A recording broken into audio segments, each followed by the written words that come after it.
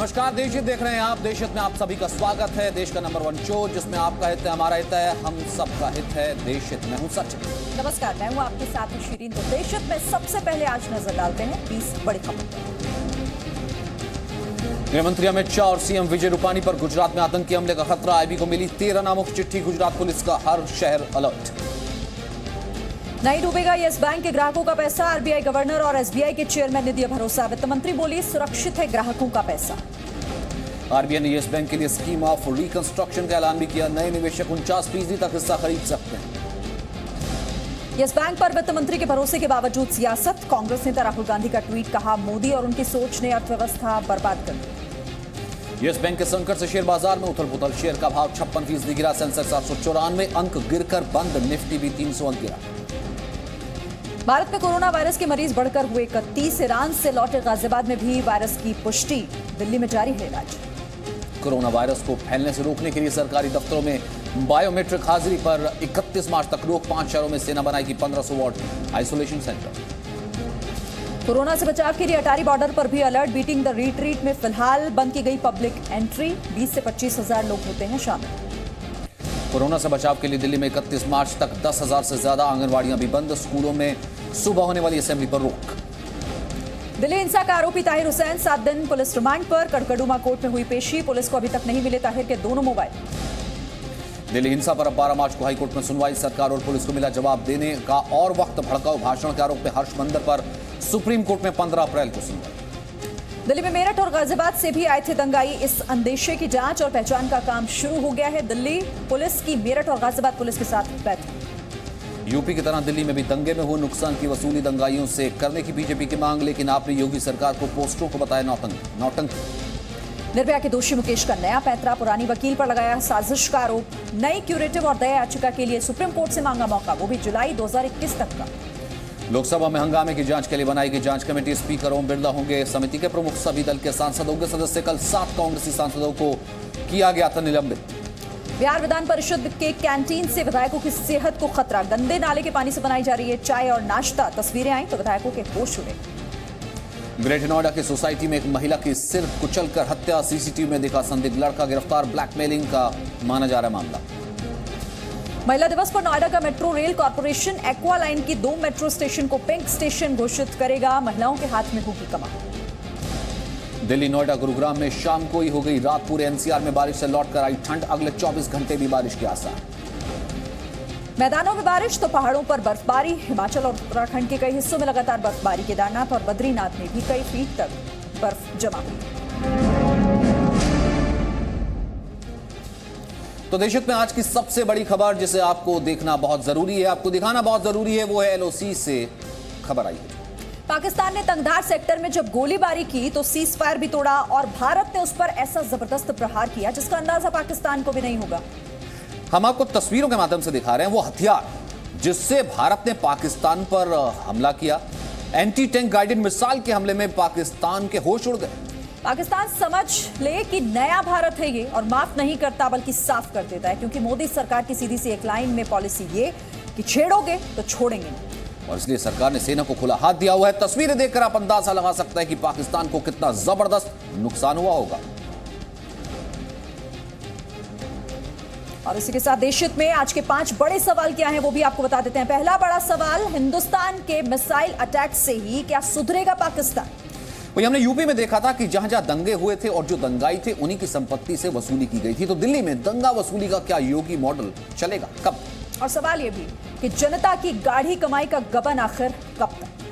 वहीं दिल्ली दंगों पर इमरान खमनेई की इंटरनेशनल साजिश का खुलासा भी हम करने जा रहे हैं देशहित में। और इसके अलावा साथ ही सवाल कोरोना से भी जुड़ा हुआ कि क्या कोरोना का एंटीडोट इंडिया ने खोज लिया है। एक शब्द आपने कल रात से लगातार सुना होगा और इसके बारे में चर्चा करते करते अपने आसपास के लोगों को भी सुना होगा। वो शब्द है यस बैंक। बिल्कुल, यस बैंक। और अगर आपका भी पैसा इस बैंक में लगा हुआ था तो जाहिर है आपको भी थोड़ी घबराहट जरूर हो रही होगी। लेकिन हम आपसे सिर्फ ये कहना चाहते हैं कि आप घबराइए मत, क्योंकि सरकार ने और रिजर्व बैंक ने भी ये साफ कर दिया है कि किसी भी ग्राहक का पैसा डूबेगा नहीं।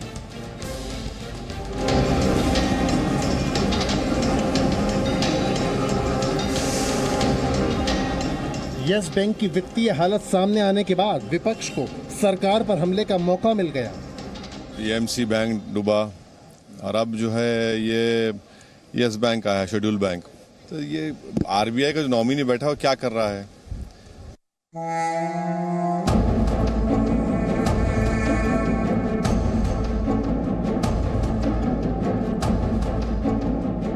यस बैंक में आपका पैसा है तो घबराइए मत, आपकी जमा पूंजी डूबेगी नहीं। डिपॉजिटर्स को मैं आश्वासन दिलाना चाह रही हूं बिल्कुल कि आपके पैसा सुरक्षित है। देश की वित्त मंत्री निर्मला सीतारमण ने यस बैंक के खाता धारकों को भरोसा दिया है कि उनका पैसा डूबेगा नहीं, लेकिन इसके बावजूद लोगों की घबराहट कुछ हद तक बनी हुई है। एक महीने में 50,000 ही निकाले जाने की खबर जंगल में आग की तरह फैल गई। पूरे देश में यस बैंक की बैंक शाखाओं और एटीएम पर ग्राहकों की भीड़ लग गई। मुंबई में यस बैंक के बाहर जानवी अपनी बेटी के साथ 4 घंटे से लाइन में खड़ी रही। इनकी बेटी का यस बैंक में सैलरी अकाउंट है। काफी जद्दोजहद के बाद बड़ी मुश्किल से ये आज 50,000 रुपए निकाल पाई हैं। मैंने बोला था उसको दूसरे बैंक में तुम्हारा अकाउंट खोल दो और उधर पैसे जमा कर दो, तो उसने तो कुछ सुना ही नहीं है। तो ऐसे हम बड़े बुजुर्ग तो बोलते हैं ना, वो पीएनजी बैंक का कैसा हुआ, पीएमसी बैंक का कैसा हो गया था, वैसा तो नहीं हो जाएगा एक्चुअली। तो हाँ, आपका अभी भी विश्वास है बैंकिंग सिस्टम में? हाँ है, विश्वास है।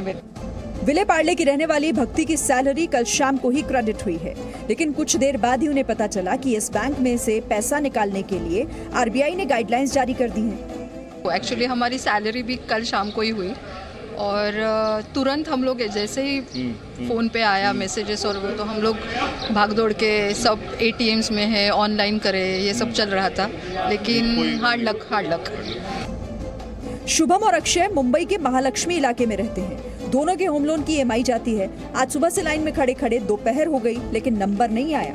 हम लोग का ईएमआई वगैरह सब था। आपकी ईएमआई चल रही है? या मुझे ऐसा लग रहा है कि सरकार लेगी इस पे ऊपर। नेट बैंकिंग में इन लोगों ने बंद किया है, सब एप्लीकेशन सब पूरा ब्लॉक। ट्रांसफ़र भी नहीं कर सकते, एटीएम में गया एटीएम से भी नहीं निकल रहा है, सब पूरा कुछ नहीं। जम्मू की इकलौती यस बैंक ब्रांच में बैंक खुलने से पहले ही लोगों की भीड़ इकट्ठा हो गई। बैंक खुलते खुलते प्रशासन को कानून व्यवस्था बनाए रखने के लिए पुलिस की मदद लेनी पड़ी। कोस्ट गार्ड में तैनात असिस्टेंट कमांडेंट अमित कुमार की 4 दिन पहले 2 मार्च को शादी हुई है। उन्हें पैसों की जरूरत है, फिक्स डिपॉजिट तक तुड़वाने को तैयार हैं, लेकिन बैंक से उन्हें पैसे नहीं मिले। मैंने इस बैंक में एफडीज बनाई थी अपनी शादी के लिए, बट अभी आरबीआई की कैपिंग की वजह से मैं 50,000 से ऊपर नहीं निकलवा पा रहा हूँ। आई थिंक गलत है। बैंक को समझना चाहिए, आरबीआई को समझना चाहिए कि जो बंदा एफडी बना रहा है वो अपनी किसी इमरजेंसी को मीट करने के लिए बना रहा है, तो एफडी के ऊपर capping should not be allowed. RBI ने इस बैंक से पैसा निकालने की सीमा अधिकतम 50,000 रुपए निर्धारित की है। हालांकि शादी या पढ़ाई जैसी जरूरत पर पैसा निकालने की सीमा 5 लाख रुपए रखी गई है। 50,000 रुपए निकाले जाने की समय सीमा 3 अप्रैल तक ही है। 8 बजे से लोग आए हैं, दोपहर के 1-1 बजे तक उनको लाइन में लगना पड़ रहा है और अभी भी नंबर नहीं आया है, अभी भी वेट करना है। तो ये इस चीज को लेकर जो अनियमितताएं हैं, जो एक संशय है, वो लोगों को ज्यादा डरा रहा है। कैमरा पर्सन दिलीप शिंदे के साथ अंकुर त्यागी, जी मीडिया, मुंबई।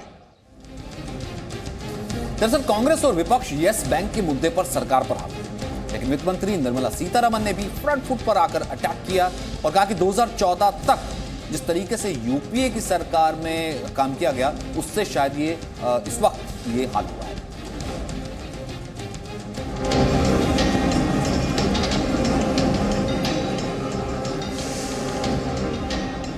यस बैंक की वित्तीय हालत सामने आने के बाद विपक्ष को सरकार पर हमले का मौका मिल गया। एमसी बैंक डूबा और अब जो है ये यस बैंक आया, शेड्यूल बैंक। तो ये आरबीआई का जो नॉमिनी बैठा वो क्या कर रहा है, और उसका जो फाउंडर था वो तो मज़े ले रहा है, भाग गया है, तो उसको गिरफ्तार क्यों नहीं करते अब तक, और कब तक ये सरकार बैंक्स को डूबने देगी। कांग्रेस ने कहा सरकार माने कि देश की आर्थिक स्थिति खराब हो रही है। सरकार जरूर ये स्वीकार करे कि हिंदुस्तान की आर्थिक हालत जर्जर होते जा रहे हैं और इसके चलते आम लोगों को भुगतना पड़ रहे हैं, चाहे पंजाब नेशनल बैंक, चाहे yes bank.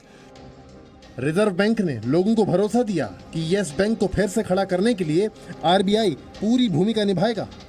30 days which we have given is the outer limit, and you will see, you will see very swift action from the Reserve Bank of India to revive the Yes Bank. लेकिन सवाल ये है कि नीरव मोदी, मेहुल चोकसी और विजय माल्या जैसे कई भगोड़े देश के बड़े बैंकों को चूना लगा चुके हैं। नीरव मोदी ने कांग्रेस सरकार के दौरान 2011 में पीएनबी के कर्मचारियों से मिलकर देश को लूटना शुरू किया था। मोदी सरकार में जब घोटाले का खुलासा हुआ, तब तक नीरव मोदी पीएनबी को 12,000 करोड़ का चूना लगाकर विदेश भाग गया। बैंक को चपत लगाने में यही तरीका विजय माल्या का भी रहा। भगोड़े विजय माल्या पर बैंकों का 9,000 करोड़ रुपए बकाया है। डिपॉजिटर्स को मैं आश्वासन दिलाना चाह रही हूँ बिल्कुल कि आपके पैसा सुरक्षित है। रिजर्व बैंक गवर्नर ही मुझे आश्वासन दिलाया कि जल्द से जल्द इसका अच्छा सा रेसोल्यूशन हो जाएगा, कोई नुकसान किसी डिपॉजिटर को नहीं होगा। दिल्ली में दंगे की साजिश रचने वालों की तलाश जारी है और कई लोगों की पहचान भी हो चुकी है। इस बीच दिल्ली के भजनपुरा इलाके से एक नया वीडियो भी सामने आया है। दंगाइयों ने 24 फरवरी को इलाके के एक नर्सिंग होम पर कब्जा कर लिया। फायरिंग कर रहा नीचे को, ये देखो।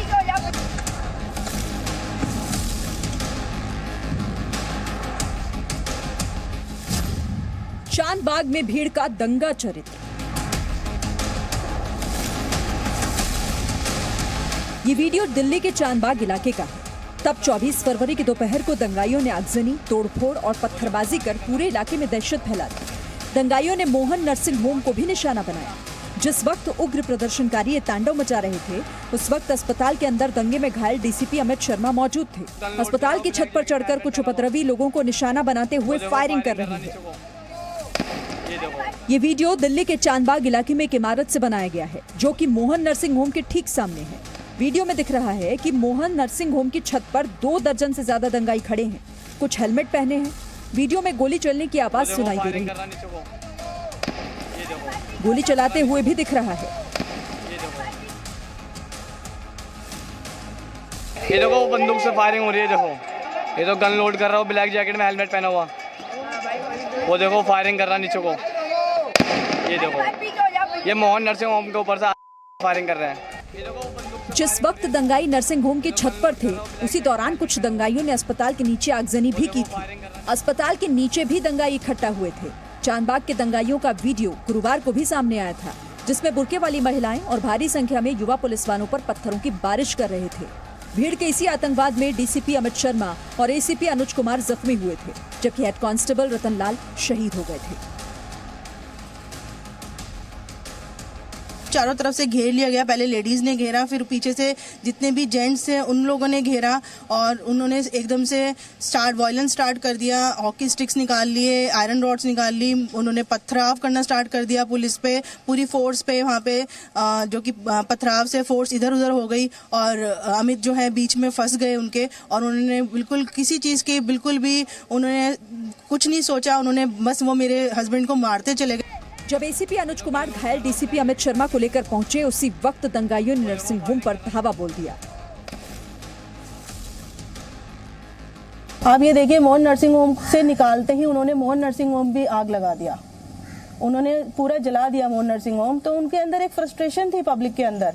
मतलब वो तो बिल्कुल चाहते थे कि अमित बिल्कुल बच ही ना पाए, डीसीपी बिल्कुल ही नहीं बच पाए उनके हाथों से। उन्होंने मोहन नर्सिंग होम आग लगा दिया। उसके बाद अमित की गाड़ी पूरी आग लगा दी गई। बाद में दंगाइयों ने पूरी इमारत को आग के हवाले कर दिया। डीसीपी अमित की गाड़ी को भी जला दिया गया। बड़ी मुश्किल से पुलिस ने डीसीपी अमित शर्मा को मोहन नर्सिंग होम के बैक गेट से बाहर निकाला। लगातार हो रहा था, पथराव थ्रू आउट चलता रहा। तो वहाँ पर तकरीबन 35-50 लोगों का एक ग्रुप था आगे, और उनके पीछे ऑलमोस्ट पूरी भीड़ थी जो लगातार पथराव कर रहे थे। इसी अफरा तफरी में मेरा हेलमेट टूटा था और जो हेलमेट का जो एक कोना था वो मेरे सिर के अंदर घुसा था। गनीमत ये रही कि एसीपी अनुज कुमार डीसीपी को मोहन नर्सिंग होम से बाहर निकाल पाए, लेकिन ये तस्वीरें गवाह हैं कि दंगाई पुलिस वालों को मार देना चाहते थे। भीड़ के आतंकवाद के कारण दिल्ली ने पिछले कुछ दिनों में जो मंजर देखा, वो बेहद डरावना और दर्दनाक है, जिसे बुलाना दिल्ली के लिए आसान नहीं होगा। राजू राज के साथ ब्यूरो रिपोर्ट, जी मीडिया। अब आपको यूपी में हुई हिंसा के खिलाफ सीएम योगी का शानदार स्ट्रोक दिखाते हैं। योगी ने यूपी हिंसा में सरकारी संपत्तियों को हुए नुकसान के लिए बड़ा कदम उठाया है। यूपी में 100 से ज्यादा जगहों पर 57 दंगाइयों के नाम और पते वाला पोस्टर लगवा दिया है और इन दंगाइयों से 1.5 करोड़ से अधिक की रिकवरी का आदेश भी दिया है। अब सवाल यहाँ पर ये उठता है कि क्या दंगे के खिलाफ योगी का ये फॉर्मूला दिल्ली में लागू नहीं हो सकता, और क्या यहाँ दंगाइयों से संपत्तियों को नुकसान की भरपाई नहीं की जा सकती?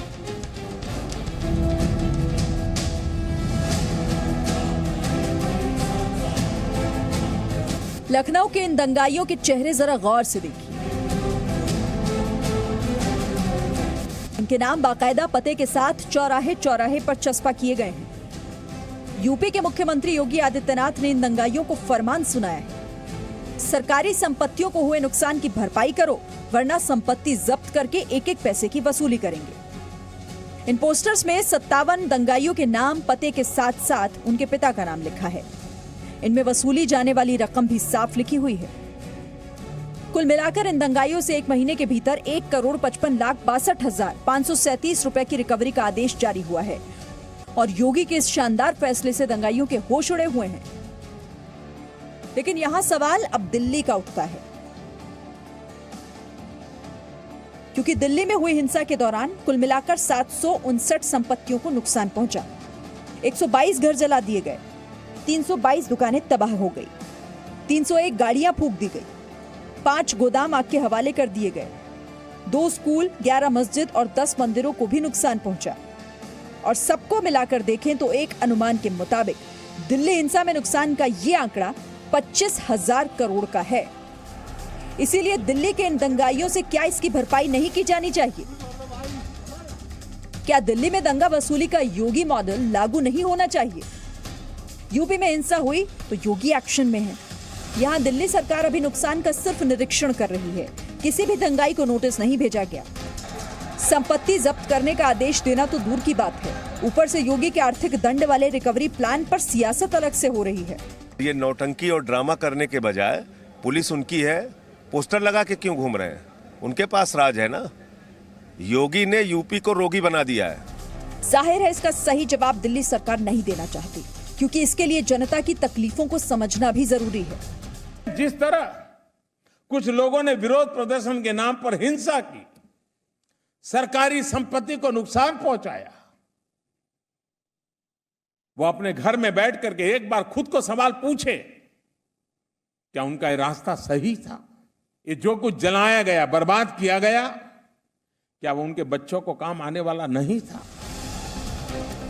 ब्यूरो रिपोर्ट, जी मीडिया।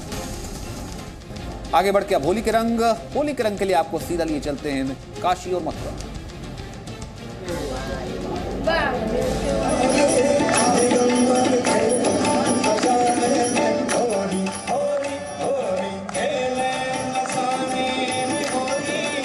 मसाने में दिगंबर की होली शुरू हो गई है। काशी में शमशान घाट पर चिता भस्म से होली। वाराणसी से आई होली की ये तस्वीरें अद्भुत हैं, भव्य हैं। कहते हैं रंग भरनी एकादशी के दिन देवी गौरा की विदाई कराने के बाद द्वादशी तिथि पर बाबा विश्वनाथ भूत प्रेत गण सहित कई अदृश्य शक्तियों के साथ मसान पर होली खेलने महाशमशान पर जाते हैं। इस अद्भुत होली में एक दिन पहले बुझी चिताओं से भस्म इकट्ठा की जाती है और द्वादशी के दिन हर हर महादेव के बीच लोग होली खेलते हैं। काशी के बाद आपको दिखाते हैं ब्रज की तस्वीरें। यहाँ बरसाने में पूरा माहौल धार्मिक होली के रंग में सराबोर है। श्री कृष्ण जन्म स्थान पर आज राधा कृष्ण की आरती करके होली महोत्सव का शुभारंभ हुआ। मंदिर परिसर में मौजूद भक्त होली के रंगों में सराबोर होकर झूमने लगे। रावल गांव में लठमार होली खेली गई तो फूलों की होली के बाद लोग पहली बार सुगंधित द्रव्य की भी होली खेलते नजर आए। Bureau report, ji media. No signal, no worry. Presenting Z News app with live TV, latest updates and expert opinion. Available on Google Play and App Store. Download it now.